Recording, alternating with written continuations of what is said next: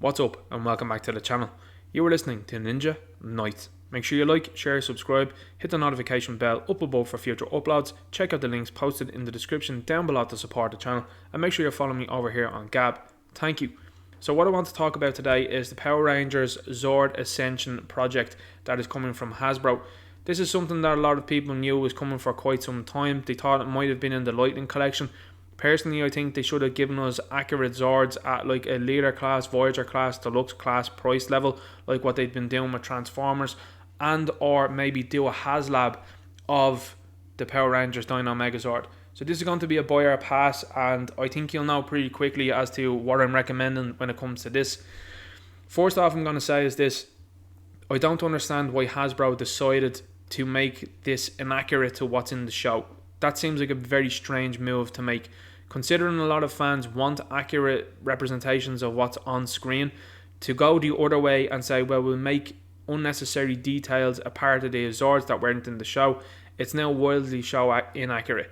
That's not something people like myself want. Maybe others do, and maybe there's a want for it out there. Clearly from Hasbro's American site there, it's sold out at the moment, so clearly there's some sort of desire for it. But personally, it's not for me. And I think when you see the Tyrannosaurus Art alongside the Super 7 Tyrannosaurus Art, it's way off. There's a couple of other things that seem to be an issue with this sword, and I'm going to start off by saying this: the translucent plastic that they're using here with the Mastodon really stands out, and not in a good way. It looks way off from the show, and it just, in my view, doesn't look good. The Triceratops has some gaps, and it has parts that haven't been filled, and it's just very unusual when you're asking for the price what they're asking for on this project to have gaps down within it. I think you can understand it with like a retail deluxe Transformers character, but not with the price that they're asking for with this. The same as well with the Saber-tooth Tiger, that features gaps in it, and also then it doesn't have an articulated head, which is causing a big problem. Nor does it have articulated shoulders, and it doesn't seem like it has articulated knees. That's a big issue. Coming along then, looking at the Pterodactyl. The Pterodactyl is probably the most bland of the original Dino Megazords, and I do think it's a good idea that they put cockpits into these characters and into the Zords. I think it's a good idea. But I do think the honeycomb design that they put onto the Pterodactyl to try and give it some more jazz actually looks terrible in my view. So I don't know what the thinking was behind that. The Tyrannosaurus Art is definitely the weakest of the bunch, and I think a lot of it comes down to the arm length, which is quite an odd thing to say. Even though Tyrannosaurus did have short arms, the Tyrannosaurus in the show, obviously because it was a fella in a suit, it's obviously going to be bigger, but I don't know why they decided to do that, because now it makes the Tyrannosaurus Art look weird, because he used to have hand-to-hand battles with an awful lot of the villains, and now it just looks like he wouldn't be able to do any of that. So it's quite a peculiar thing to do. It becomes more apparent there, like I said, with the translucent on the Mastodon Zord, that just doesn't look good in my view. Then as you can see here, there's some sort of ankle tilt or some sort of ability to move the head of Triceratops, but you can't do that with Saber-tooth Tiger, so there could be a lane and there could be some sort of issues in the future then with stability for this. I also thought it was quite curious that you could take pieces off Mastodon and put it onto the back of Saber-tooth Tiger, which would suggest to me that there is some sort of stability issues, because they don't actually hone in on these things, I don't think, on Hasbro live streams for no reason. Moving on then, you're looking at this, I think the head sculpt is nice, I think the proportion is good, I think the articulation is good, and I think that's what a lot of people are looking for. They're looking for a highly articulated line, inaccuracies and all. It looks like the trunk here for the Mastodon is articulated, which is quite good. But then you come and look at the Power Rangers that are here, that are being given in this set, and they're not die cast. There's no die cast on this whatsoever, and given the price it is, it's quite a lot. And then these Ranger figures are unpainted, which again is very suspect in my view, given the price of this, which we'll get on to now in a moment. But you're given unpainted mini Rangers because they were going and talking about, oh, this is 1/44 scale, it's going to be an 11.5 inch Megazord. I think the Legacy one is in and around the same size. The Chogoku one is in and around the same size. So it's not groundbreaking stuff when they're talking about the size of them. But what I want to do is I want to show you, this is the Super 7 Tyrannosaurus Art, and that is absolutely 100% faithful to the show. It even has alternate hands here. As you can see here, the arms are quite long, he's bulky, the head looks great, and there isn't this overemphasis of detail, like even on the Tyrannosaurus Art that they have here, from Hasbro's Zord Ascension project. There's a lot of detail here in the eye, which is unnecessary in my view. There's a lot of detail along here on the mouth in the Zord Ascension project version of Tyrannosaurus, which again I think is totally unnecessary.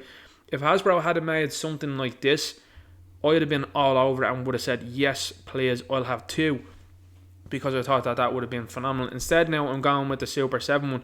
Now, we will be fair, and I will say there are some sort of complaints here with the Super 7 one, given the fact that they've missed the diamonds on the chest here, it seems, for the Red Ranger, and they've also missed the black on the helmet. But at the very least, they've actually painted the boots white, they've painted the belt white, and they've painted the gloves white. So this is Super 7 that are doing this. Bear in mind, Hasbro actually own this brand now, so a third party company essentially, or a second party company if you want to call them that, have actually done a better job with Hasbro's brands than Hasbro did. So there's the Tyrannosaurus Art again, and we'll zoom across here and we'll have a look again. This one just looks way better in my opinion and looks more accurate, because we'll see here's the in-show version of it. Now, I understand that there is a man in a suit there, and proportionally they have to get it looking well, but the puppet and all that they used at the time was able to do the things and look accurate as much as the show did with the man in the suit. So I think there's no excuse for them personally, and as I said, there's just absolutely no way of looking at this here and saying that the Super 7 version isn't as good as what Hasbro's doing. I think that looks absolutely phenomenal. I think the detail looked great on it. Whereas you look here at the Hasbro one, it's just way off. I think there's an awful lot of work that needs to be done on that, and it's a pity actually that they won't have a look into that and do something about it. Coming across and looking at the price here, as you can see, it's sold out, so I don't know whether this was a very minimally run project or what is going on with this one. If this was a planned HasLab that they didn't go ahead with because of all of the stuff that's going on at the moment, with the likes of the failure of the Rancor, the G.I. Joe Sky Striker just about getting over the line, the Ghostbusters Plasma Series pack, Proton pack, was actually really successful. So I don't know whether they looked at this situation that's happening at the moment close to Christmas and said, well, I guess what we'll do is we'll stay off on this one. So I'm not sure what the plan was with this, whether they thought it'd be a success or not. $165.99, so that's before taxes. As far as I know, this is something in and around 180 odd euro, and in and around the same price as well in Great British pounds, so in sterling. This is an outrageous price in my view for what you're getting, because as they go down and have a look at the product description, so you've got the Crackle here, you've got the Lightning Collection Zord Ascension Dino Megazord is a premium. So Lightning Collection Zord Ascension Dino Megazord, so is it Lightning Collection, is it not? They haven't really said. We do know that there is supposed to be a Dragon Zord coming in the Lightning Collection, so I don't get what's going on with this one. It seems as well too that big box retailers seem a little bit unsure as to if they're getting this or not, or if this is some sort of fan channel exclusive. It's really all over the place and it's not very clear. Is a premium collectible figure. I wouldn't say premium given the fact that there's hollow pieces within the Zords. I wouldn't say premium when it's actually inaccurate to the show. It's very bizarre. Collectible figure made with an incredible attention to detail and the love of true fans of Sentai. I totally disagree with that point, because this doesn't look anything like it does in the show. Power Rangers and Awesome Giant Robots, featuring 5 individual Zord figures that can combine to form the Dino Megazord in both tank and battle modes. This figure is truly a more phenomenal addition to any fan's shelf. Now here's where it comes down to it then, and this is what I find the most strange about this. It's 1 in 1/44 scale collectible figure. This scale puts the Dino Megazord figure into the company of the great model kits and displays that exist. I don't know what the fascination is with that whatsoever. I think maybe is it to appeal to Japan? Is it to appeal to somewhere else? I don't know. It seems kind of odd. Inspired by original concept art. Now this to me is very striking, because it seems like a very odd idea to do this. Why would you not make it as accurate to the show as possible? That would say to me that maybe later on down the line you're deciding then to make an actual accurate version of the show version. So is that meaning that's going to be a HasLab down the road? Is it going to be bigger? Is there going to be lights and sounds? That's something I'd be interested in 100%. So to me this might be a bit of a precursor. Mighty Morphin Power Rangers is based on a Japanese Sentai series called Zoya Ranger, and these figures are based on the original concept art for that. Again, it's very odd. So why would you not do an accurate representation to the show? It would say to me that you're going to do an accurate representation down the line. Is that going to be a HasLab? Is it going to be the same scale with some tweaks and alterations? Remains to be seen. The Ultimate Display Piece Part 1. Incredible detail including translucent pieces Totally disagree. I actually do not like translucent plastic, and when you look at Hasbro translucent plastic over the last couple of years, particularly speaking as a Transformers fan, it's been very brittle. Look at Jazz's window, I think it is, or his backpack recently that's been cracking and having problems. There's many problems with translucent plastic in the Transformers lines that they don't like to talk about. Beast Wars line, the Transformers Kingdom line, had an awful lot of issues, particularly to do with quality control. So if this makes its way across the Transformers to Power Rangers, it's not going to be great. The unique unboxing experience. Hasbro like to talk about the boxes now an awful lot. I think that this is quite weird. They're focusing more on what the boxes look like than the actual product inside it. Sort yourselves out in terms of QC. Don't be worrying about what the box looks like. I couldn't care, and a lot of fans out there don't care if it comes in a plain cardboard box. Once the figure is good, they do not care what the box looks like. So a unique unboxing experience isn't a selling point. We're transporting you to the Zord Ascension project and putting you inside the cockpit with premium packaging unlike anything you've seen before from Power Rangers. I would rather see a fully articulated Zord that looks incredibly like it does on the show, with maybe lights and sounds, and if not, then at least accurate to the show, rather than a concept art. It's very strange, very odd. The Ultimate Display Piece Part 2, a removable faceplate showcases the cockpit of the Megazord with sculpted Rangers inside. In my view, I think that's a good idea. The Ultimate Display Piece Part 3, each Zord is designed with attention to that original concept art, Easter eggs abound. But I would have rathered something that looks like the show. I'm going to sound like a broken record here. I would have rathered something that looked like the show. Zap is a whole new ecosystem of Zord collectability. MZ0101 is only the beginning. Well, if they're going to feature more concept art, I don't want it. I've no interest in the concept art Zord. I want something that looks accurate to the show, that can be fully articulated and can actually do the job of what Bandai couldn't do, which was give us fully articulated Zords versus essentially bricks. So it's very strange to see them doing this, and particular talk about the concept art of the whole situation. I think it's very odd. Now, as you can see here, when I zoom in on it, you can see this translucent plastic that's here. You can see the Zord eyes there. They're not even painted, they look translucent as well. So whether there's going to be light piping behind that maybe remains to be seen. But the Zord's eyes there look dead.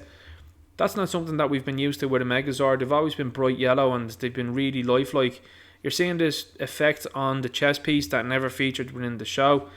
Again, it doesn't look phenomenal to me in my view. They were talking about having a big letter here, the letter M I think along here on the sword. Bizarre stuff that they were talking about in the stream, rather than saying, hey, actually the Tyrannosaurus Art looks terrible, it doesn't look accurate. They've obviously went into this now with the concept art idea, unbeknownst as to why. You're seeing here the saber-tooth tiger just looks totally out of place here versus the Triceratops. Looks much more natural, whereas this just doesn't look good. Another joint maybe here maybe would have helped, so you'd be able to turn it and make it look a little bit better, but that looks just, it doesn't look great in my view. Then you come along here to show you here where the Rangers are inside the cockpit here. This is from the show, so it's not concept art. So I don't know what they're doing. It seems like a fumbling of what they're doing. Are we doing concept art? Are we not? What was the point in doing this? Are you going to re-release another version down the line that's more accurate to the show? I'm sure you will. So that's maybe you're going to remove the likes of this honeycomb thing here. You're going to remove this translucent stuff and then repackage down the Tyrannosaurus down with less detail in the eyes maybe. I don't know what the plan is. The Tyrannosaurus one is the one that bothers me the most.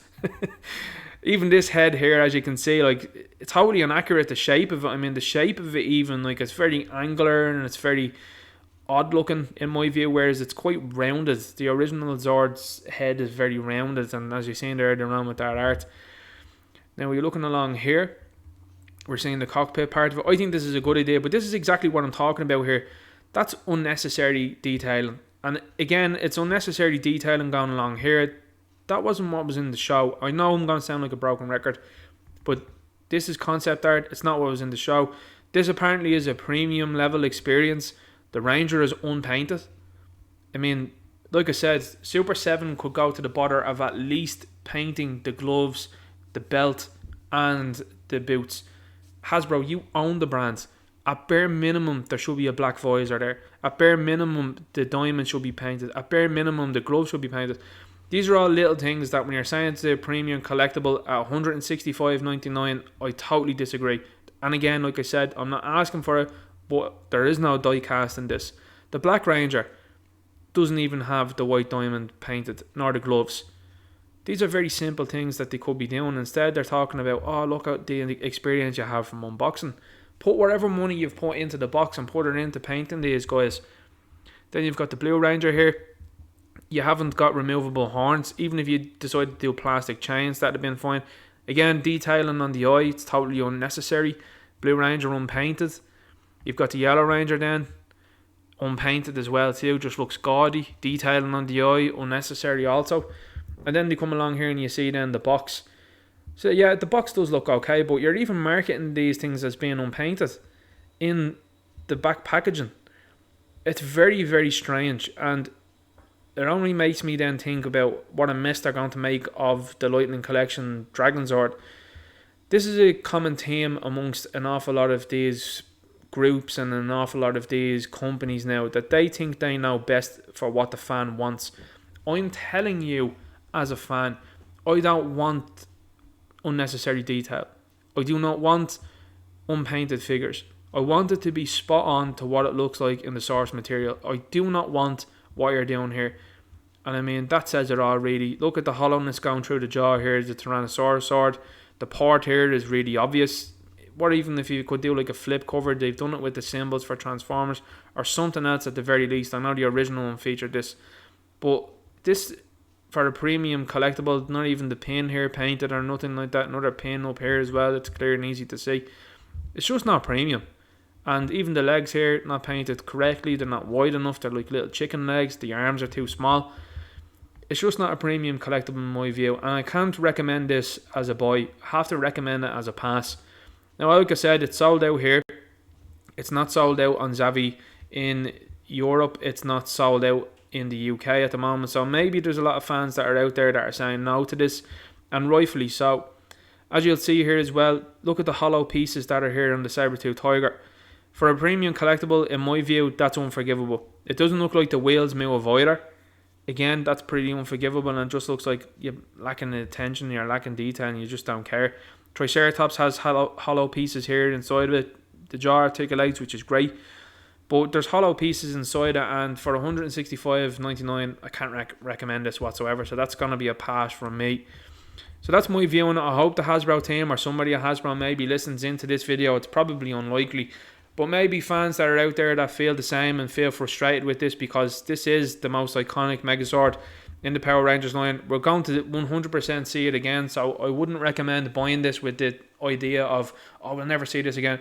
This is the most popular Zord within the entire series. In my view, it's the most iconic. You're going to see more releases of this, so I would say hold on to your money. Ask the company to do better, because that's what they should be doing. Hit them up on social media, let them know. They heard an awful lot of fans with relation to the Star Wars Black Series Rancor, and they tried last minute to fix things.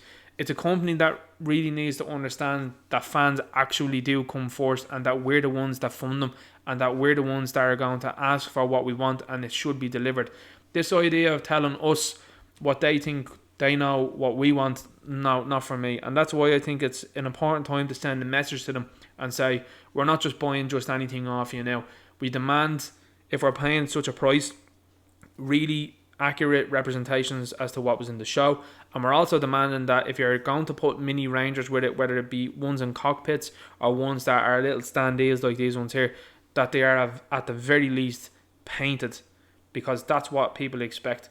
Seeing this type of rhetoric coming out of, oh well, fans can just do it themselves, paint it themselves, not good enough. That's not what you're paying for. You're paying for a product to be done in completion, not have to have some sort of third party or some sort of individual have to paint figures for you to make it somewhat passable.